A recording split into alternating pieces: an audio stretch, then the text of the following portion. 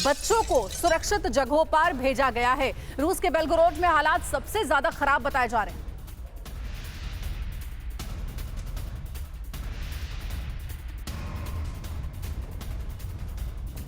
तो देखिए, जो बॉर्डर वाले इलाके हैं, जो यूक्रेन से सटे इलाके हैं, वहां पर खतरा बढ़ता हुआ सीधे तौर पर नजर आ रहा है और रूस को इस खतरे का अंदाजा है। यही वजह है कि बॉर्डर से सटे जो तमाम इलाके हैं, खास करके अगर जिक्र किया जाए बेलगोरोद का, जहां पर इससे पहले भी कई बार हमलों को यूक्रेन अंजाम दे पाने में सक्षम रहा है, कामयाब रहा है, वहां पर हालात भयावह नजर आ रहे हैं और यहां से लोगों को हटाया जा रहा है। आइए देख लेते हैं कि रूस के सीमावर्ती इलाकों में और क्या कुछ हालात है। एक बड़ी तस्वीर आपके सामने रखने की करते हैं कोशिश। बॉर्डर वाले रूसी इलाकों में यूक्रेन दरअसल लगातार हमले कर रहा है। बेलगोरोद के गवर्नर के हवाले से यह जानकारी दे रहे हैं आपको। मोर्टार और आर्टिलरी से हैवी फायरिंग यहां पर की जा रही है, यानी खतरा बढ़ता नजर आ रहा है।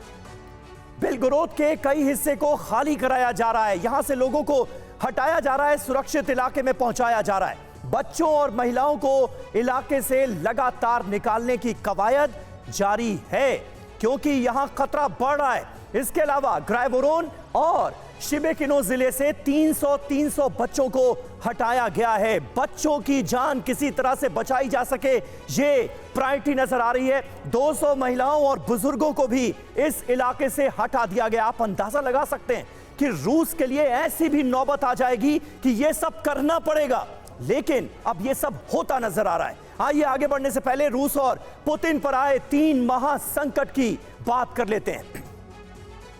ये देखिए, पहला महासंकट तो यही है कि राजधानी मॉस्को पर अटैक हो गया। इससे बड़ी बात और क्या हो सकती है। दूसरा बड़ा संकट है कि रूस का सबसे भरोसेमंद मिसाइल सिस्टम S-400 सवालों में आ गया है। S-400 से जुड़ी ये खबर बहुत सनसनीखेज है, जिसकी चर्चा हम आगे करेंगे, बहुत जरूरी चर्चा है ये। जबकि तीसरा बड़ा संकट यह है कि रूस को पहली बार हमले के डर से अपनी जमीन खाली करनी पड़ रही है। यूक्रेन का खतरा खास करके बॉर्डर वाले इलाकों में इतना ज्यादा बढ़ता हुआ हम सीधे तौर पर देख रहे हैं। संजय भारद्वाज साहब, कल्पना कभी की थी किसी ने कि रूस की ये हालत हो जाएगी यूक्रेन जैसे छोटे मुल्क से लड़ते लड़ते, लेकिन आज ये स्थिति हो चुकी है।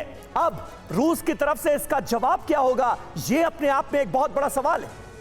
देखिए, ये बात तो साफ है कि जो काउंटर ऑफेंसिव क्रिएट किया गया यूक्रेन से, वो बहुत बड़ा, और उसमें सबसे बड़ा जो इंस्ट्रूमेंटल रहा वो नाटो का सपोर्ट रहा।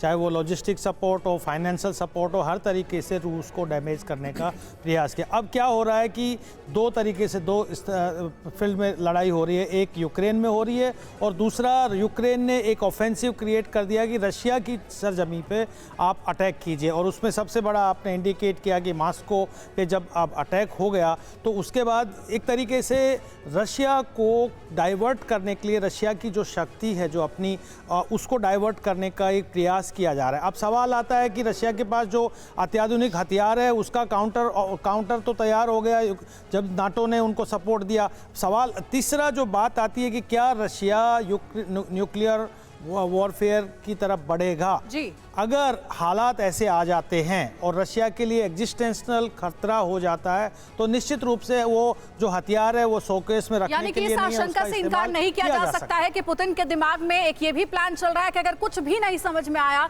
तो न्यूक्लियर अटैक कर दो।